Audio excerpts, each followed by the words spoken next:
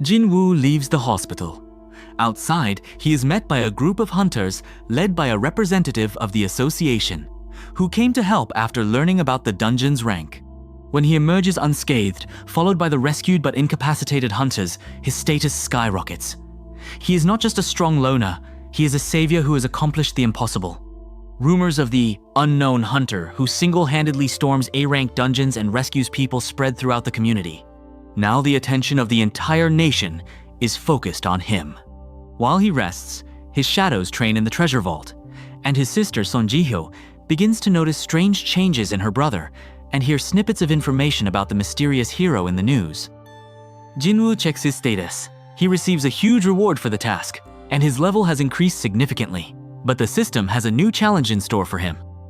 Instead of the daily task, a personalized quest appears with the title, Power Beyond the Law.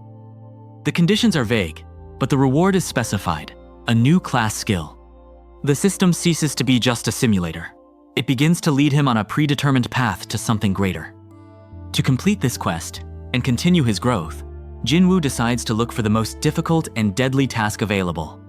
He sets his sights on a place of significance for Korea Jeju Island, a double S-rank dungeon where, several years ago, a squad of elite hunters, including the legendary foreign hunter Cha Hae-in, perished.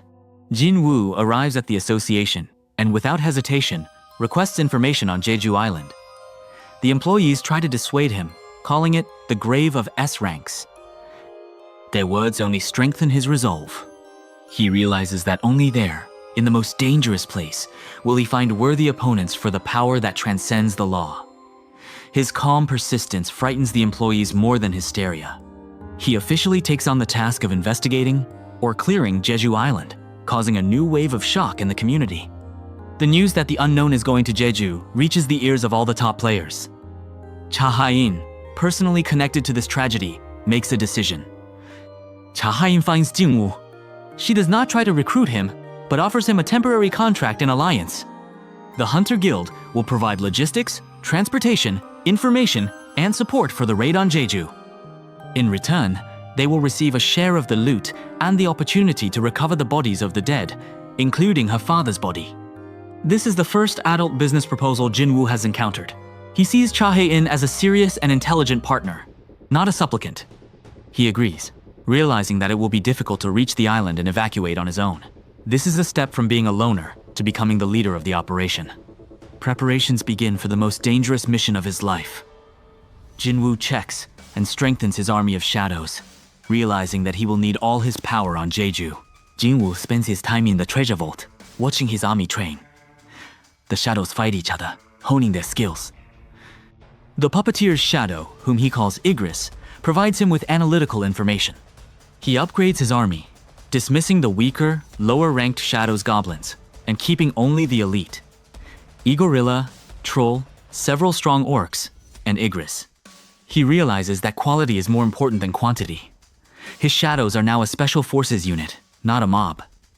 He himself meditates, focusing on the upcoming quest. The Hunter Guild's ship sails towards the Forbidden Island. Son Jin-woo stands on the deck, watching the approaching fog. Behind him, invisible to everyone, his loyal soldiers wait in his shadow for their moment. The great trial begins. The Hunter Guild ship approaches Jeju Island. The island is shrouded in an unnatural, impenetrable fog. Cha Hae-in shares the latest data with Jin Woo. Inside is a double S-rank dungeon inhabited by insect-like monsters of monstrous strength. Upon disembarking, the group immediately senses an oppressive atmosphere of death. The remains of equipment and gear from an expedition that perished years ago lie scattered everywhere. JinWoo orders his small team of guild hunters to hold the entrance, while he himself prepares to enter the dungeon alone. His authority and confidence leave them no room for argument. JinWoo enters the main gate of the dungeon. Inside, he finds not just a horde of monsters, but an entire insectoid world, teeming with life on all levels of a giant hive.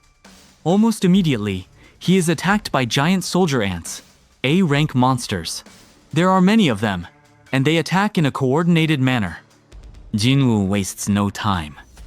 He utters the word "Rise" and releases his elite team of shadows. Igorilla, Troll, Igris, and the elite orcs.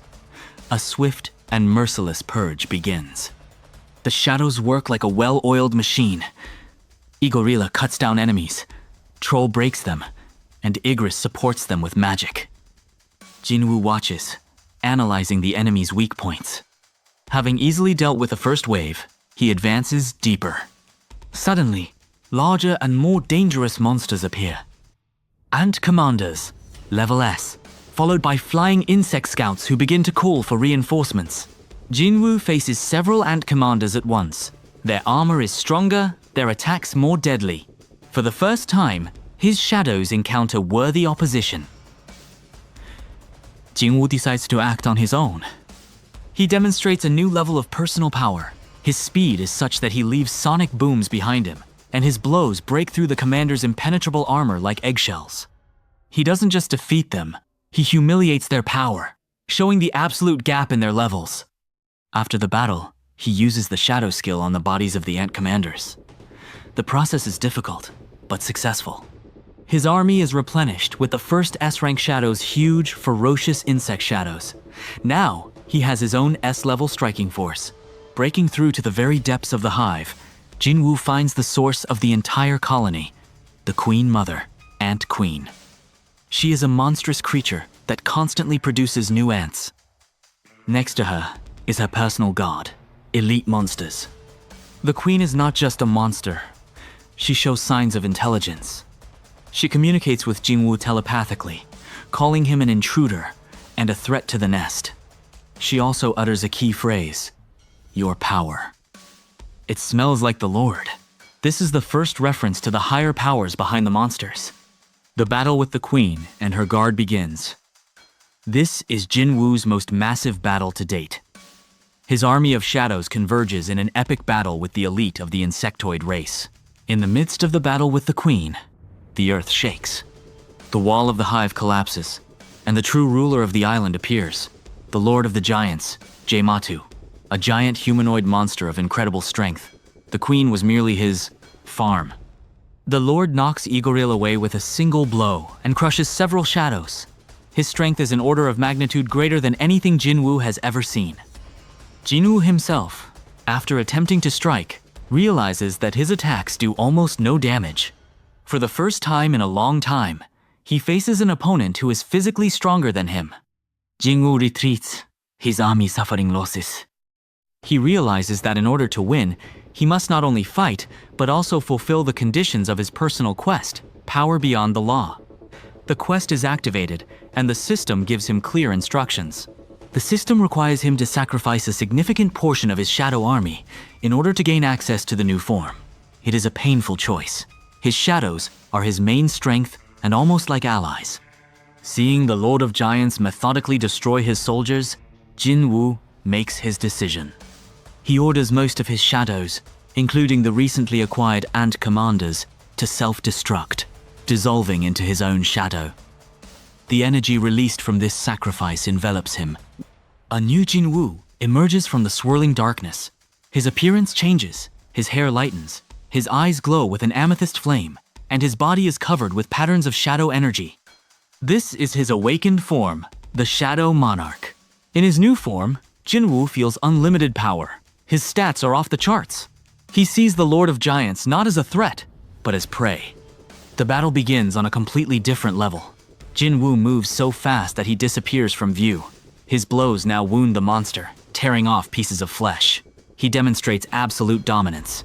The Lord of Giants, once an invincible titan, now looks like a helpless toy in the hands of the true monarch. At the decisive moment, JinWoo uses his new ability, Monarch's Power, and pierces the Lord's core with one crushing blow, ending the battle. The Lord of Giants is defeated. JinWoo absorbs his shadow, gaining the most powerful soldier at the moment, the shadow of the Lord, Ganta. JinWoo's level jumps dramatically. At the moment of the monster's death, the voice of the system appears in JinWoo's mind, but this time, it is not an impersonal interface. He is spoken to by an entity calling itself Archdemon, or Tenant. It praises him for his progress and reveals a shocking truth. The system is an artificial construct created to make him a perfect weapon in the coming war against some S-rank gates and their masters. He is not a player, but a pawn in someone else's game. JinWoo is furious and confused. He demands answers, but the tenant just smiles and says that the truth will be revealed when he becomes strong enough. The quest Power Beyond the Law is complete, and he gains a new skill, but the taste of victory is poisoned. JinWoo emerges from the dungeon. All around him is silence.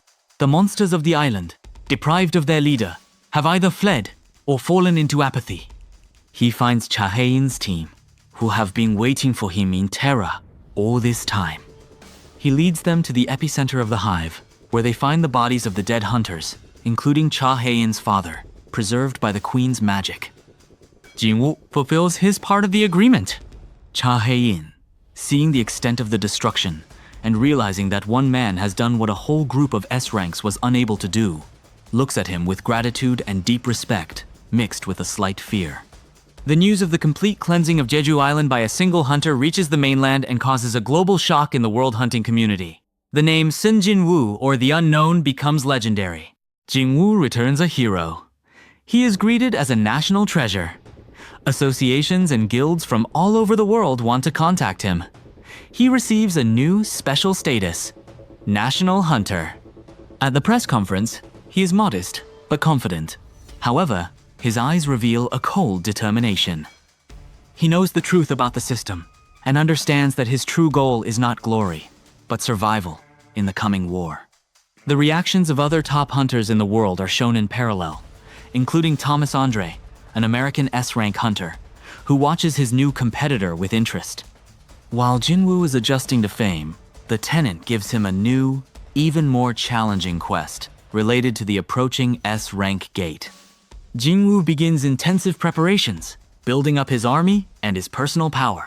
JinWoo, having become a national hero, receives numerous offers, but his primary personal goal is to raise money for his mother's treatment. Now, with the colossal fees, he can afford the best clinic. He transfers his mother to the most advanced hospital with magical healers. The doctors give a cautious but encouraging prognosis. Her coma is magical in nature, and there is a chance she will awaken. This is the first ray of true hope in his life, unrelated to power and destruction. Having found peace of mind regarding his family, JinWoo can fully focus on the global threat. He delves into the prophecies of the highest S-rank gate. JinWoo studies the soul stone dropped by the puppet master. Using Igris's shadow, he activates it. The stone shows him visions, an ancient war, the fall of civilizations, and the awakening of the monarchs being similar to the giant lord but standing above him. The visions reveal that the monarchs are alien invaders who once tried to destroy Earth but were sealed. The gates are the keys to their prison. And the hunters in Mana are part of the planet's defense system, created in response to their invasion. He, as a player in the system, is perhaps the last resort of this defense. Realizing the scale of this, JinWoo realizes he needs allies. He decides to test and possibly strengthen those who have already proven their reliability. He goes to meet with Cha Hae-in. JinWoo meets with Cha Hae-in not as employer and mercenary, but as equal partners. He thanks her for her support on Jeju. He makes her an unexpected offer. He will help her become stronger. He sees potential and true willpower in her. For him, this is a strategic move to create a core of loyal and powerful allies, not just subordinates. Cha Hae-in, who has always relied only on herself, is amazed and accepts his offer. Their training begins. JinWoo doesn't teach her directly, but creates deadly tests for her in controlled environments, forcing her to push her limits, much as he once did. As a special act of trust and repayment, JinWoo gives Cha Hae-in a shocking gift. He takes her to a closed training ground. He summons the shadow of his most powerful soldier, Gant, the king of giants. But then he says, "Now show your true face." Gant's shadow transforms, and before Cha Hae-in appears a shadow in recognizable armor, the shadow of her father, the legendary hunter, Cha Hae-in Sr., whose body he took from Jeju. Cha Hae-in experiences a flurry of emotions, grief, joy, horror. But her father's shadow, retaining part of his fighting spirit, honors her by bowing its head. JinWoo challenges her to fight this shadow to overcome her pain and become stronger. This becomes her most difficult and important test. Cha-Hain battles her father's shadow. It's psychological torture attacking the image of the person she holds most dear. At the critical moment, when the shadow almost defeats her, Cha-Hain doesn't break. She finds the strength to thank her father for everything and let him go. She delivers the decisive blow, not with anger, but with gratitude and determination to move forward. At that moment, her own abilities evolve. Her magical power sharply increases. She has overcome her main psychological barrier. Jin Woo, watching this, nods approvingly. He sees that his investment has paid off. At that moment, an urgent message arrives from the association. The activation of a high-ranking S-gate has been detected in Central Seoul. A state of emergency is declared throughout Seoul. A gigantic, ominous gate appears over the city, surpassing anything seen before in size and energy. All S-rank hunters in Korea, including Jin Woo, are ordered to assemble. At an emergency meeting, the head of the association reveals the data. Scouts monsters, each possessing power above the average S rank, have already emerged from these gates. They are not attacking randomly, but are behaving like an organized army. It becomes clear. This is not just a raid, but a full-scale invasion. The battle for Seoul, and perhaps for all of Korea, has begun. JinWoo immediately advances to the epicenter. Along the way, he witnesses destruction and panic. He orders his shadow army to emerge from the shadows and begin evacuating civilians and destroying the monsters on the outskirts. For the first time, his legion is operating openly, in full view of everyone. JinWoo arrives at the front lines, where all the top-ranking Korean hunters have already gathered. Among them are old acquaintances and new faces. The overall atmosphere is one of grim determination. Command proposes a plan. Unite and storm the gate to seal it from the inside. Jin Woo calmly declares that this plan is doomed, as they don't know what awaits inside. He proposes an alternative. He will enter alone, scout the situation, find the gate's core, and destroy it, while the others hold off the main army of monsters from the outside. His authority is so great that even veterans don't argue. Having received consent, Jin Woo summons his most powerful shadows, Igoril, Gant, and the elite ant commanders. Together with Cha-Hain, who refuses to stand aside, they are the first to enter the blazing rift of the gigantic gate. Inside the gate lies not a dungeon, but an entire distorted world, the ruins of a gigantic city, debris floating in the bloody sky, rivers of mana. The scale is staggering. They're immediately attacked not by a horde, but by a small but incredibly powerful squad of armored humanoid monsters, Scorpion Knights. Each one is a rank S+ boss. The battle begins immediately. Even JinWoo's elite shadows are having a hard time. In the midst of the battle with the Knights, a commander appears, the Desert Monarch, Scorpion. He is one of the sovereigns of this world, one of the true monarchs. He looks at JinWoo with interest, recognizing him as the chosen tenant. The Desert Monarch is in no hurry to attack. He disdainfully assesses the strength of JinWoo and his shadows. He speaks of the upcoming feast on Earth and calls the hunters sacrificial cattle. Without arguing, JinWoo transforms into his Shadow Monarch form and attacks first. Their initial clash unleashes energy blasts that destroy the surrounding ruins. Their forces seem relatively evenly matched.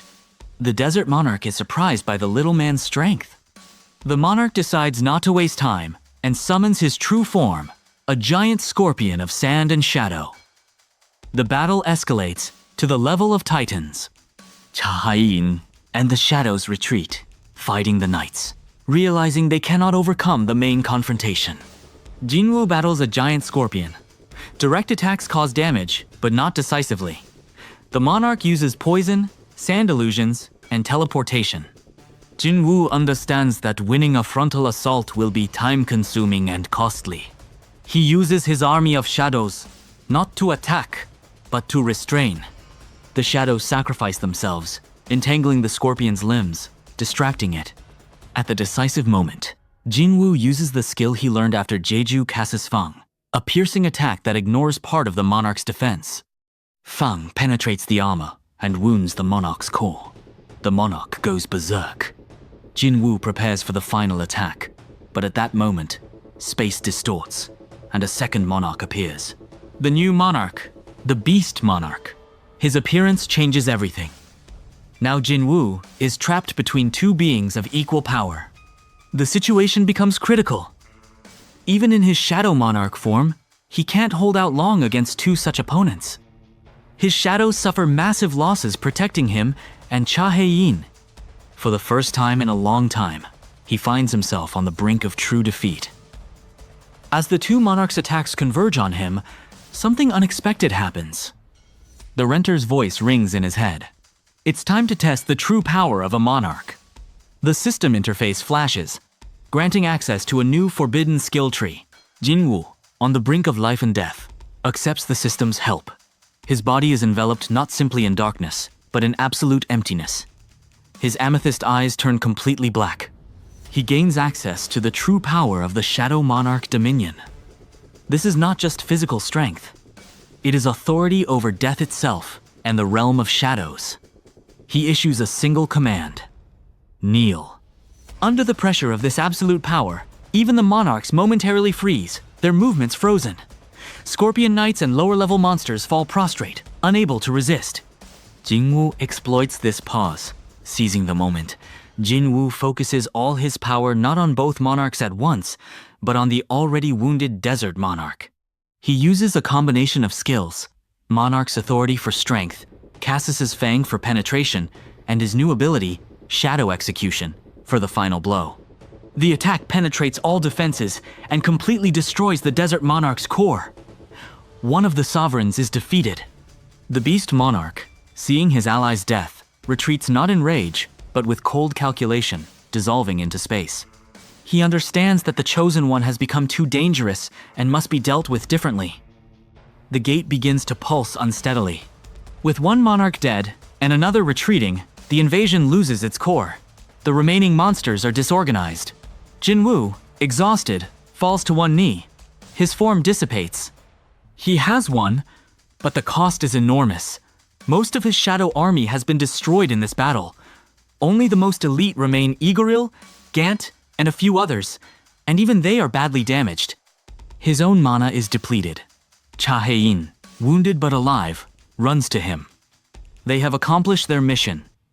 The gate's core, linked to the Desert Monarch, has been destroyed. The gate begins to collapse. Jin Woo and Cha Hae-in emerge, where they are greeted as saviors. But Jin Woo feels no sense of triumph. He knows this is only the beginning of the war, and the enemy now knows his strength. The news of the victory over the invasion and the closure of the S-rank gate makes Jin Woo a living legend not only in Korea, but around the world. His name is front page news. At a debriefing with the country's and the army's top leadership, he is treated with the utmost respect. He is offered a formal position and unlimited resources. However, JinWoo refuses administrative authority. He asks for only one thing: complete freedom of action and access to all information about the gate and monsters worldwide. His goal is a global threat hunt. While JinWoo rebuilds his forces and army, the world stage is in flux. Other countries, terrified by what happened in Seoul, begin to seek ways to acquire or control their own superpower. JinWoo receives offers from the US, China, Japan, and Europe. Everyone wants to see him. The most persistent is the American hunter Thomas Andre, who flies to Seoul in person. The meeting between Thomas Andre and Jin Woo is a clash of two titans. Thomas, the world's most physically powerful hunter, is assertive and arrogant, testing Jin Woo's mettle. Jin Woo responds with cool, calm, and undeniable authority, eventually forcing even Thomas to show respect. Thomas offers him a place in his guild, Scylla, under special conditions. Jin Woo politely but firmly declines, saying that his war is not just one country's. This meeting demonstrates that Jin Woo is now a player on the global chessboard, and his next opponent could be not only monsters, but also greedy humans. Jin Woo plunges into training once again. He realizes that his shadow army is his greatest asset, and it needs to be not just restored, but made stronger than ever. He uses his new status to access prisons for especially dangerous boss monsters that various guilds have captured but failed to kill. Under the guise of recycling, he visits these vaults and kills powerful monsters one by one, replenishing his army with unique and powerful shadows, each with special abilities: mage, werewolf, elemental, etc. His army becomes not just large, but diverse and tactically flexible. At this point, the renter gives him a new quest, not related to monsters, but to artifacts of an ancient civilization scattered throughout the world. Following the quest, Jin Woo travels to various locations across the planet desert ruins, ancient jungle temples. Traps and guards await him everywhere, but nothing can stop him. He collects parts of some device or key. The renter explains that these are constellation chalices, artifacts created by the ancients to control the planet's mana. Whoever collects them all will gain incredible power, but will also attract the attention of the most fearsome creatures. Jin Woo realizes he's participating in an arms race against the monarchs. While he collects the artifacts, his main human antagonist operates in the shadows. Choi Jong-i, the leader of the White Tiger Guild, finally decides that Jin Woo's uncontrollable power is more dangerous than some monsters. He begins his own preparations. While Jin Woo is abroad, Choi Jong-in holds secret meetings with other influential guilds and politicians, dissatisfied with the growing influence of the national hunter. Jong-in advances the idea that Jin Woo is a human weapon of mass destruction that could spiral out of control at any moment. He proposes creating a deterrent force and placing him under strict surveillance, neutralizing him if he resists. This resonates with those who fear or envy Jin Woo. Jin Woo is placed under surveillance. Upon returning to Korea, he senses a change in the atmosphere around him. The enemy is no longer just within the gate, but also here, among those he protects. Jin Woo returns to Seoul. His first order of business is visiting his sister and mother in the hospital. His mother is stable, but not yet awake. His sister, Ji-hyo, shares her suspicions with him. Someone has been following her, and strange questions about him were being asked at the hospital. Jin Woo freezes inside. His family is his only vulnerability, and someone dared to touch it. His rage is cold and boundless. He assigns his most stealthy and cunning shadows, like the shadow of some monster scout, to secretly guard his family 24/7. He then begins an investigation to find out who is behind this. The trail leads to the White Tiger Guild. Jin Woo doesn't immediately resort to confrontation. He invites Choi Jong-in to a private meeting. The meeting takes place on neutral territory, but the atmosphere is tense. Jin Woo doesn't shout or threaten. He speaks calmly and clearly, looking Jong-in straight in the eye.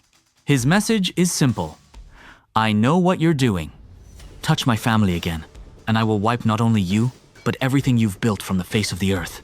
Your guild, your name, your legacy will vanish as if they never existed. This is not a threat. It's a promise. His sheer, bone-chilling intent makes even the ruthless Jong-in momentarily doubt his plan. Jin Woo leaves, leaving Jong-in lost in thought. However, the leader of the White Tiger is too proud to back down. He decides he must act faster and more forcefully. Meanwhile, the tenant announces that all the constellation chalices have been collected, and the time has come for the final act of preparation before the decisive war. Jin Woo must undergo the final, most terrifying trial in a special dungeon created by the system itself.